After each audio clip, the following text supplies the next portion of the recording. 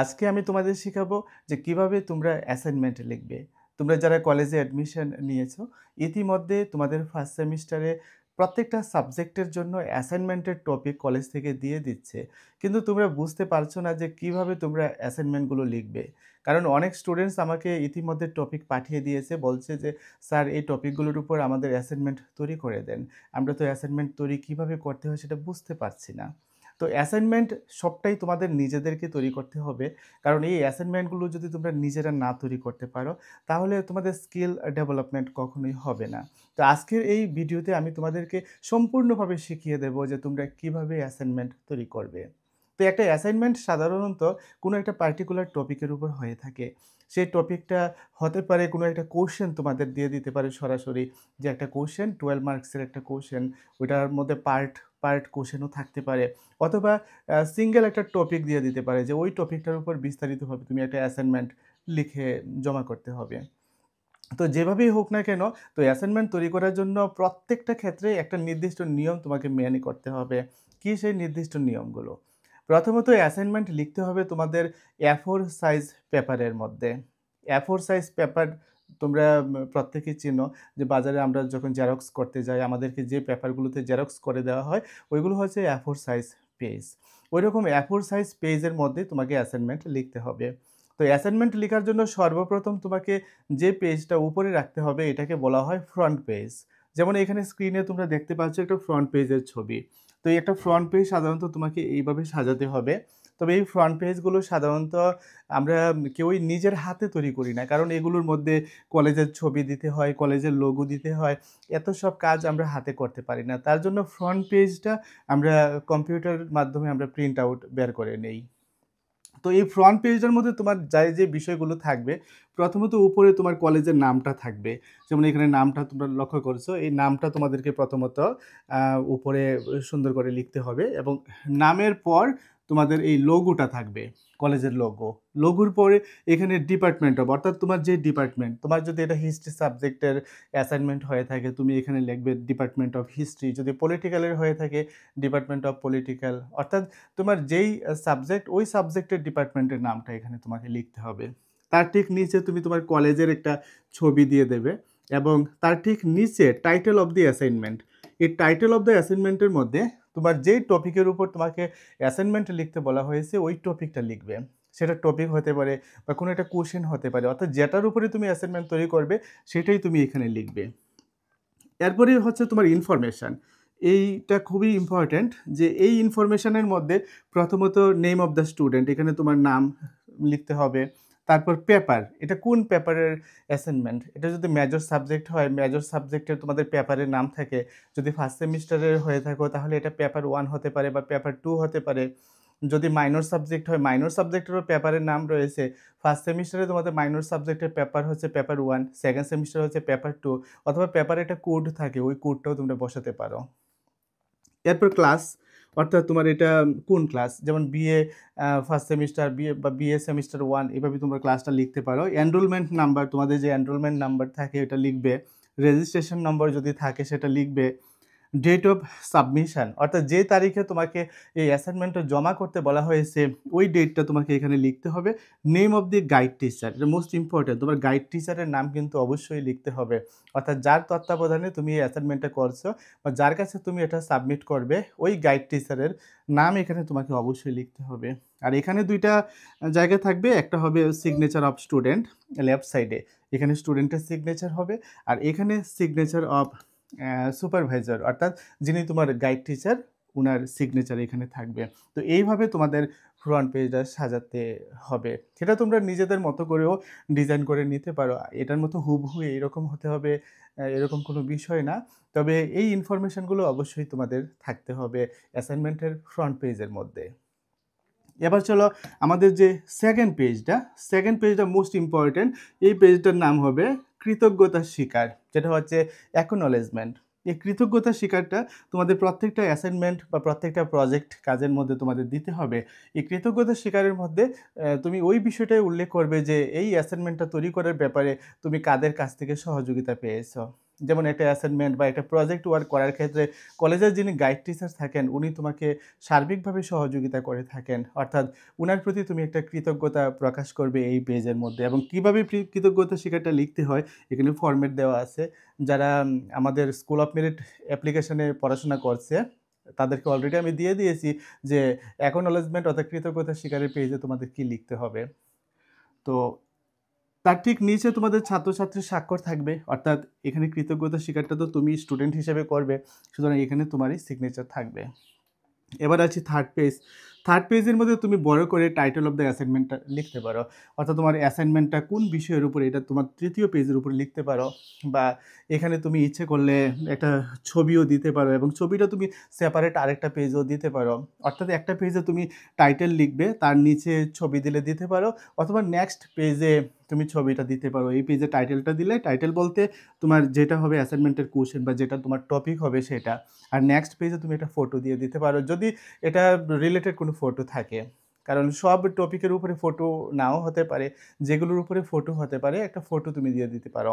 এবং এই ক্ষেত্রে ফটোটা তুমি প্রিন্ট আউট বের করে দিতে পারো, তুমি পেন্সিল দিয়ে একেও দিতে পারো, অর্থাৎ সেটা যদি একে দেওয়া পসিবল হয় তুমি একে দেবে, আদারওয়াইজ তুমি প্রিন্ট আউট বের করে দিতে পারো। আর ফটো না দিলেও চলবে কারণ এটা অ্যাসাইনমেন্ট, কিন্তু প্রজেক্ট ওয়ার্কের ক্ষেত্রে 100% ফটো তোমাদেরকে অবশ্যই মেনটেন করতে হয়। এরপর যে পেজটা সেটা হচ্ছে তোমাদের কন্টেন্ট পেজ। এই পেজটা খুবই ইম্পর্ট্যান্ট, ইন্ডেক্স বা সূচিপত্র যেটাকে আমরা বলে থাকি। এই সূচিপত্রের মধ্যে তোমার সাধারণত যে বিষয়গুলো থাকবে, প্রথমত ইন্ট্রোডাকশন, ভূমিকা অবশ্যই থাকবে, ভূমিকার পরে থাকবে বিস্তারিত আলোচনা, তারপরে থাকবে উপসংহার এবং তারপরে থাকবে সহায়ক গ্রন্থ। এই চারটা মোস্ট ইম্পর্ট্যান্ট পার্ট তোমার সূচিপত্রের মধ্যে মেনটেন করতে হবে। যেমন এখানে ভূমিকা, এবার তুমি কোনো একটা কোশ্চেনের আনসার লিখছো, ওই কোশ্চেনের উপরেও তুমি একটা ভূমিকা দিতে পারো, বা একটা টপিকের উপরে যদি তুমি অ্যাসাইনমেন্টে লিখো অবশ্যই সেই টপিকের উপরে তো ইন্ট্রোডাকশন অবশ্যই হবে। তো একটা ভূমিকা তুমি লিখবে এবং ভূমিকা মোটামুটি তুমি 8 থেকে 10টি বাক্যের মধ্যে ভূমিকাটা লিখে নেবে তোমার অ্যাসাইনমেন্টের ক্ষেত্রে। কিন্তু প্রজেক্ট ওয়ার্কের ক্ষেত্রে ব্যতিক্রম, কারণ একটা প্রজেক্ট ওয়ার্ক 40 থেকে 50 পেজ লিখতে হয়, তখন স্বাভাবিকভাবে ইন্ট্রোডাকশনটাও কিন্তু বড় করে লিখতে হবে। কিন্তু অ্যাসাইনমেন্টের ক্ষেত্রে ভূমিকাটা 8 থেকে 10টি বাক্যের মধ্যে বা 6-7টা বাক্যের মধ্যে তুমি লিখলে হয়ে যাবে। তারপরে বিস্তারিত আলোচনা। এই বিস্তারিত আলোচনার মধ্যে থাকবে তোমার যেই টপিকটা তোমাকে দিয়েছে ওই টপিকের উপরে সম্পূর্ণ আলোচনাটি। তুমি ইচ্ছে করলে এই বিস্তারিত আলোচনা পয়েন্টটা লিখে তার নিচে সাব পয়েন্টগুলো লিখে দিতে পারো। অর্থাৎ তোমার আলোচনার মধ্যে তুমি কোন কোন পয়েন্ট রেখেছো, 10টা 12টা বা 15টা পয়েন্টের উপরে যদি তুমি লিখো, ওই পয়েন্টগুলো তুমি ভিতরে লিখতে পারো, অথবা না লিখে তুমি বিস্তারিত আলোচনা লিখে দিলেই হবে। এরপর উপসংহার, কারণ প্রত্যেকটা টপিকের উপরে একটা কনক্লুশন অবশ্যই থাকে। তো সেই উপসংহারটা তোমাদের এখানে একই রকমভাবে ভূমিকাটা তুমি যেরকমভাবে 8 থেকে 10টি বাক্যে লিখেছো, সেমভাবে উপসংহারটাও 8 থেকে 10টি বাক্যে বা 6-7টি বাক্যে তোমাকে লিখতে হবে। আর মোস্ট ইম্পর্ট্যান্ট যে পার্টটা একটা অ্যাসাইনমেন্ট বা প্রজেক্ট ওয়ার্কের ক্ষেত্রে, সেটা হচ্ছে সহায়ক গ্রন্থ। অর্থাৎ এই অ্যাসাইনমেন্টটা তৈরি করার ক্ষেত্রে তুমি যেই গ্রন্থ বা যে বইয়ের সহযোগিতা নিয়েছো, এখানে 2টা বই হতে পারে, 3টা হতে পারে, তবে একটা বই থেকে সাধারণত এই অ্যাসাইনমেন্ট বা প্রজেক্ট ওয়ার্কগুলো লেখা উচিত নয়। 2টা বা 3টা বই মিলিয়ে লিখলে তখন সেই অ্যাসাইনমেন্টের লেখাটা পরিপূর্ণ হয়। তো এখানে সহায়ক গ্রন্থের মধ্যে তোমার ওই গ্রন্থগুলোর নাম লিখতে হবে। তো গ্রন্থগুলোর নাম কিভাবে লিখতে হবে সেটা আমরা দেখিয়ে দেব। তো এখানে ডেমো হিসেবে তোমাদেরকে একটা অ্যাসাইনমেন্ট দেখাচ্ছি। যেমন এখানে একটা রবীন্দ্রনাথ কলেজ থেকে, বিশালগড় রবীন্দ্রনাথ কলেজ থেকে এই টপিকটা দিয়েছে কোনো একটা সাবজেক্টের জন্য, যে discuss the Gandhian theory of state. তো এই গান্ধিয়ান থিওরি অফ স্টেটের উপরে তোমাকে কি করতে হবে, অ্যাসাইনমেন্ট তৈরি করতে হবে। যেমন দেখো এখানে আমি খুব সুন্দরভাবে প্রথমত ভূমিকা দিয়েছি। তো ভূমিকাটা যখন তোমার লেখা শেষ হবে, ভূমিকা লেখা শেষের পরে বিস্তারিত আলোচনা। তবে এক্ষেত্রে তোমাদের আমি একটা কথা আমি বলে রাখছি, তোমরা যখন ভূমিকাটা লিখবে, যদি পেজের মাঝামাঝি জায়গাতে ভূমিকা লেখা শেষ হয়ে যায়, তখন এই বাকি অংশটার মধ্যে তুমি এই বিস্তারিত আলোচনার বিষয়টা শুরু করবে না। অর্থাৎ তোমার এটা পেজ, এই পেজের মনে করো এতটুকু অংশে তোমার ভূমিকা লেখা শেষ হয়েছে, 2 পেজ মিলিয়ে লিখেছো, লিখে তোমার সেকেন্ড পেজের এখানে গিয়ে ভূমিকা শেষ হয়েছে, এই জায়গাটা খালি রয়েছে, এটা খালিই থাকবে, এখানে তোমরা আর কিছু লিখবে না, তোমরা নেক্সট পেজে চলে যাবে। আর হ্যাঁ, আরেকটা মোস্ট ইম্পর্টেন্ট কথা সেটা বলাই হয়নি, তোমরা কিন্তু বোথ সাইডে লিখবে না। অর্থাৎ একটা পেজের বোথ সাইড বলতে উপরের পিঠে এবং পেছনের পিঠে ২ পিঠে লিখবে না। শুধু উপরের পিঠেই তোমরা লিখে যাবে। আর লেখা শুরু করার আগে কিন্তু তোমাদের একটা কাজ করতে হবে, সেটা হচ্ছে মার্জিন। মার্জিনের ব্যাপারে আমি তোমাদের বলিনি, এটা আমি বলে দিচ্ছি। মার্জিনের জন্য তোমাদেরকে প্রথমত প্রত্যেকটা পেজের উপরের দিকে 1 ইঞ্চি স্কেল দিয়ে মেপে সেটা করতে হবে। ডান দিকে 1 ইঞ্চি, নিচের দিকেও 1 ইঞ্চি, কিন্তু বাঁ দিকে 1.5 ইঞ্চি তোমাদেরকে ছেড়ে মার্জিনটা করতে হবে। আর মার্জিনটা কিভাবে করবে? মার্জিনটা একটা বক্স মার্জিন করবে। যেমন এখানে একটা বক্স দেখতে পাচ্ছ তোমরা, এটার মতো করেই একটা বক্স মার্জিন তোমরা করবে এরকমভাবে প্রত্যেকটা পেজের মধ্যে, যাতে তোমার উপরে, নিচে, বাঁ দিকে এবং ডান দিকে জায়গা খালি থাকে। এবং খালি জায়গা কতটুকু থাকবে? উপরে, নিচে এবং ডান দিকে থাকবে 1 ইঞ্চি করে, আর বাঁ দিকে খালি থাকবে 1.5 ইঞ্চি, অর্থাৎ 1.5। কারণ বাঁ দিকে তোমার স্পাইরাল বাইন্ডিং করার ব্যাপার থাকে বা স্টেপলার করার ব্যাপার থাকে, ট্যাপ লাগানোর ব্যাপার থাকে, এই জন্য বাঁ দিকে জায়গাটা একটু বেশি রাখতে হয়। এভাবে মার্জিনটা করবে। এবার মার্জিনটা কিভাবে করবে? মার্জিনটা তুমি কলম দিয়ে করতে পারো, তুমি পেন্সিল দিয়ে করতে পারো। তবে ডার্ক পেন্সিল, অর্থাৎ ব্ল্যাক কালারের যে ডার্ক পেন্সিলটা হয় ওটা দিয়ে মার্জিনটা করলেই ভালো হয়। কারণ স্কেল দিয়ে যখন আমরা কলম দিয়ে টেনে টেনে মার্জিনগুলো করি, তখন দেখে যাবে অনেক কালি এখানে লেপ্টে যায়, তখন বিশ্রী হয়ে যায় পেজটা। কিন্তু পেন্সিল দিয়ে এই কাজটা করলে আমাদের এটা হয় না। তো মার্জিনটা করার ক্ষেত্রে তুমি ইচ্ছে করলে ডাবল মার্জিন করতে পারো, যেটা খুবই সুন্দর হয়। ডাবল মার্জিনের ব্যাপারটা কি? ডাবল মার্জিনের ব্যাপারটা হচ্ছে, আমি তোমাদের দেখিয়ে দিচ্ছি। অর্থাৎ তুমি একটা লাইন টানলে, এটার পাশাপাশি যদি চিকন করে আরেকটা লাইন টানো, উপরের দিকে একটা লাইন টানলে পাশাপাশি চিকন করে আরেকটা যদি লাইন টানো, তাহলে দেখবে মার্জিনটা দেখতে সুন্দর হয়। এটাই হচ্ছে ডাবল মার্জিন। তো যেভাবে তোমাদের আমি ইনস্ট্রাকশন দিয়েছি সেভাবেই তোমরা মার্জিনটা শেষ করবে। তো মার্জিনটা করার পরেই তোমরা লেখার কাজটা শুরু করবে। আর লেখার ব্যাপারটা তো আমি বলেছিলাম, প্রথমত তোমরা যে ইন্ট্রোডাকশনটা লিখবে, ইন্ট্রোডাকশন যদি তোমার সাপোজ মনে করো পেজের মাঝামাঝি কোনো জায়গাতে যদি শেষ হয়ে যায়, তাহলে এই জায়গা থেকে তোমরা বিস্তারিত আলোচনাটা শুরু করবে না। অথবা তুমি যদি দেখো যে 2 লাইন 3 লাইনে তোমার পেজের মধ্যে শেষ হয়ে গেছে ইন্ট্রোডাকশন, অনেকটা জায়গা খালি রয়েছে, তবুও কিন্তু তোমরা ওই খালি জায়গাতে বিস্তারিত আলোচনা লেখা শুরু করবে না। বিস্তারিত আলোচনাটা তোমরা একটা নিউ ফ্রেশ পেজের মধ্যে প্রথম থেকে শুরু করবে। তো বিস্তারিত আলোচনাটা যখন তোমরা কমপ্লিট করবে, কমপ্লিট করার পরই কিন্তু তোমাদেরকে কি করতে হবে? উপসংহারটা লিখতে হবে, যে উপসংহারটা। তো এই উপসংহারটা লেখার ক্ষেত্রেও তোমাদেরকে একটা ফ্রেশ পেজে লিখতে হবে। কোনো একটা পেজের মাঝামাঝি জায়গাতে বা শেষ মুহূর্তে গিয়ে যদি তোমার বিস্তারিত আলোচনা শেষ হয়, নিচে যদি একটু জায়গা খালিও থাকে, এই খালি জায়গাতে তোমরা উপসংহার লিখবে না। উপসংহারটা লেখার জন্য তোমরা আরেকটা নিউ পেজে যাবে এবং নিউ পেজের উপর থেকেই উপসংহার লেখাটা শুরু করবে। তো উপসংহারটা লেখার পরেই তোমাদের যেই কাজটা করতে হবে সেটা হচ্ছে তোমাদের সহায়ক গ্রন্থ লিখতে হবে। এবং এক্ষেত্রেও তোমাদেরকে একটা নতুন পেজ বাছাই করে নিতে হবে, যে নতুন পেজে তোমরা ওপর থেকে সহায়ক গ্রন্থটা লেখা শুরু করবে। এবং সহায়ক গ্রন্থের মধ্যে তোমরা যে ইনফরমেশনগুলো লিখবে সেটা হচ্ছে, তুমি যে গ্রন্থ থেকে তোমার এই অ্যাসাইনমেন্টটা তৈরি করার জন্য তুমি ডাটাগুলো কালেক্ট করেছো, ওই গ্রন্থের যে লেখক, সেই লেখকের নামটা প্রথমত তোমাকে লিখতে হবে। কিন্তু এটা লেখার ক্ষেত্রে তোমাকে একটা নিয়ম মেনটেন করতে হবে, সেটা হচ্ছে এমএলএ স্টাইল। এমএলএ স্টাইলটা কি? যেমন এখানে চক্রবর্তী, তারপর আমি লিখেছি বিমল, আসলে নামটা কিন্তু বিমল চক্রবর্তী। তার মানে কি, আমরা প্রথমত টাইটেলটা লিখবো, লিখে একটা কমা দেব, কমা দিয়ে আমরা নামের যে ফার্স্ট পার্টটা সেটা আমরা লিখবো। এরপর তোমাকে লিখতে হবে যে কোন ইয়ারে এই বইটা পাবলিশ হয়েছে। যেমন আমি এখানে 2019 লিখেছি। এরপরে তোমাকে লিখতে হবে বইয়ের নামটা। তবে বইয়ের নামটা লিখতে হবে ইটালিকে। ইটালিক মানে হচ্ছে বাঁকা করে, যেমন ভারতের রাজনীতি ও সংবিধান হচ্ছে বইয়ের নামটা। আমি লেখাটা এইভাবে লিখবো, এইভাবে বাঁকা করে লিখবো, এইভাবে বাঁকা করে তোমাকে বইয়ের নামটা লিখতে হবে। বইয়ের নামটা লেখার পরেই কোন জায়গাতে বইটা পাবলিশ হয়েছে ওই জায়গাটার নাম লিখতে হবে। যেমন কলকাতা লিখেছি।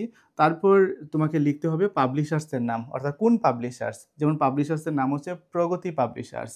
এরপরে যে মোস্ট ইম্পর্টেন্ট তথ্যটা তোমাকে দিতে হবে সেটা হচ্ছে পৃষ্ঠা নং। পৃষ্ঠা নংয়ের মধ্যে থাকবে, অর্থাৎ এই বইয়ের এই পৃষ্ঠা থেকে এই পৃষ্ঠা পর্যন্ত আমার এই টপিকের উপরে আলোচনাটা রয়েছে। অর্থাৎ বইয়ের যেই পৃষ্ঠা থেকে তুমি এই তথ্যটা সংগ্রহ করেছো ওই পৃষ্ঠার নামটা তোমাকে এখানে উল্লেখ করতে হবে। এইভাবে তুমি 2টা বা 3টা রেফারেন্স বইয়ের নাম তোমার অ্যাসাইনমেন্টে তোমাকে দিতে হবে। আর আরেকটা বিষয়, তোমার যখন এটা লেখা কমপ্লিট হবে, আবার লিখতে গিয়ে সাপোজ মনে করো 10টা বা 15টা পেজ তোমার হয়েছে, এই পেজ নাম্বারগুলো কিন্তু তোমাকে অবশ্যই মেনশন করতে হবে।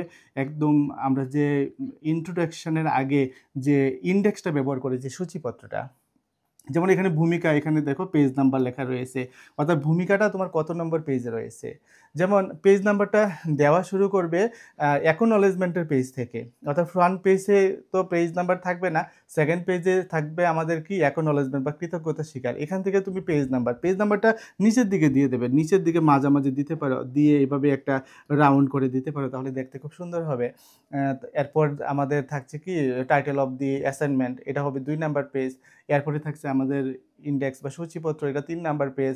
এরপরে পেজে আমি লিখছি যে ভূমিকা, তাহলে ৪ নাম্বার পেজ থেকে আমার ভূমিকা শুরু হচ্ছে, তাহলে এখানে পেজ নাম্বারে তুমি 4 লিখে দেবে। ঠিক আছে?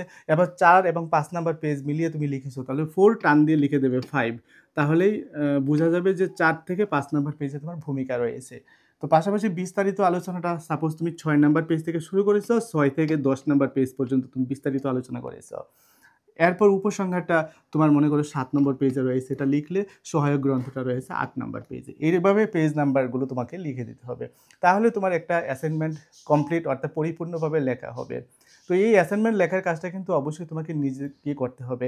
কারণ এগুলোর মাধ্যমে তোমাদের স্কিল ডেভেলপমেন্ট হয়। আমাকে অনেক স্টুডেন্ট টপিক দেয়, বলে স্যার অ্যাসাইনমেন্টটা তৈরি করে দেন। আমি তাদেরকে বলে দিই যে না, তোমরা লাইব্রেরি থেকে বই কালেক্ট করো, বই কালেক্ট করে নিজেরা অ্যাসাইনমেন্টটা লিখো এবং এই লেখার ব্যাপারে আমি তোমাদের সহযোগিতা করব, পাশাপাশি তোমাদের যে গাইড টিচার আছেন উনিও তোমাদের সহযোগিতা করবে। কারণ কৃতজ্ঞতা স্বীকারে তো তুমি লিখিয়েছ যে তোমার গাইড টিচার তোমাকে সার্বিকভাবে সহযোগিতা করেছে এই অ্যাসাইনমেন্টটা তৈরি করার ব্যাপারে। তারপরেও যদি তোমাদের বিশেষ অসুবিধা হয় অ্যাসাইনমেন্ট তৈরি করার ব্যাপারে, একেবারেই বুঝতে পারো না, তখন আমি অনেক সময় হেল্প করে থাকি। অনেক সময় পুরো অ্যাসাইনমেন্টের আনসারও আমি রেডি করে দিয়ে থাকি। কিন্তু আমি আনসার রেডি করে দিলে কি হবে, এই পিডিএফটা সবার কাছে চলে যাবে, সবাই সেম আনসার লিখবে। সবাই সেম আনসার লিখলে কিন্তু অ্যাসাইনমেন্টে কখনোই ভালো নম্বর পাওয়া যায় না। তো মোটামুটি এই হচ্ছে অ্যাসাইনমেন্ট সম্পর্কে একটি সম্পূর্ণ গাইডলাইন। আশা করি এই আলোচনা থেকে তোমরা বুঝতে পেরেছ যে অ্যাসাইনমেন্ট বিষয়টা কি, কীভাবে এটা লিখতে হয়, আর কীভাবে লিখলে পরীক্ষাতে ভালো স্কোর করা যায়। তো আজকের মতো আলোচনা এখানেই শেষ করছি। দেখা হবে আগামী ক্লাসে নতুন কোনো একটা টপিক নিয়ে।